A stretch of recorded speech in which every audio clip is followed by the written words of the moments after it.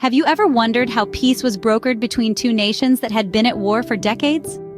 Our tale begins with the historical context leading up to the Camp David Accords. Imagine a time when Egypt and Israel were embroiled in decades-long hostilities, tensions that were born with the establishment of Israel in 1948. Then came the Six-Day War in 1967, a lightning-quick conflict that changed the geopolitical map of the Middle East. Fast forward to 1973, and we witness the Yom Kippur War, an event that further fueled the fire of discord between these two nations. In the midst of this cauldron of conflict, the United States stepped in, assuming the role of a mediator. As the superpower of the era, it was keen on fostering stability in the region.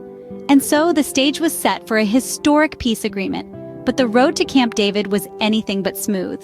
In September 1978, the world watched as leaders of two warring nations met at Camp David, a rural retreat for U.S. presidents. This was the setting for a 12-day marathon of negotiations involving Egyptian President Anwar Sadat, Israeli Prime Minister Menachem Begin, and U.S. President Jimmy Carter. Tensions were high, disagreements were many, but the desire for peace was stronger. They were monumental days filled with intense debates, fervent discussions, and countless compromises. The leaders grappled with deep-seated issues, their national interests, and the hopes and fears of their people. Yet, amid the stress and strain, moments of breakthrough unfolded. These were times when the leaders set aside their differences, listened to each other, and found common ground. Two significant agreements emerged from these tiring negotiations. The first was a peace treaty between Egypt and Israel, marking a historic turning point. For the first time, an Arab state officially recognized the State of Israel, shattering years of animosity and hostility. This was not merely a cessation of war, but a commitment to lasting peace and cooperation. The second agreement addressed the contentious issue of the West Bank and Gaza. Although it didn't solve every problem, it laid the groundwork for future discussions and potential solutions, setting a precedent for the peace processes that would follow. It was a momentous occasion. For the first time, an Arab state recognized Israel, and in return, Israel agreed to return the Sinai Peninsula to Egypt. The Camp David Accords were a significant step towards peace, but what has been its legacy?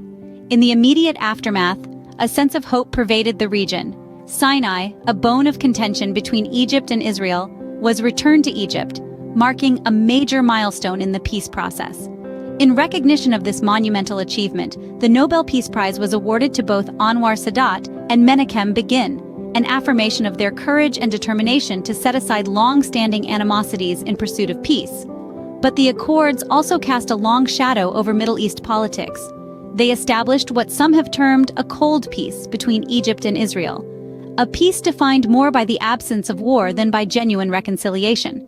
The accords also left unresolved the Israeli-Palestinian conflict, a thorny issue that continues to bedevil the region to this day.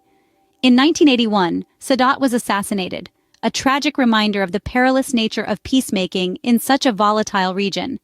His death marked a significant setback, but the accords he helped forge have endured, a testament to their robustness and relevance. The Camp David Accords remain a landmark in peacemaking, a testament to the power of dialogue and negotiation in resolving seemingly intractable conflicts.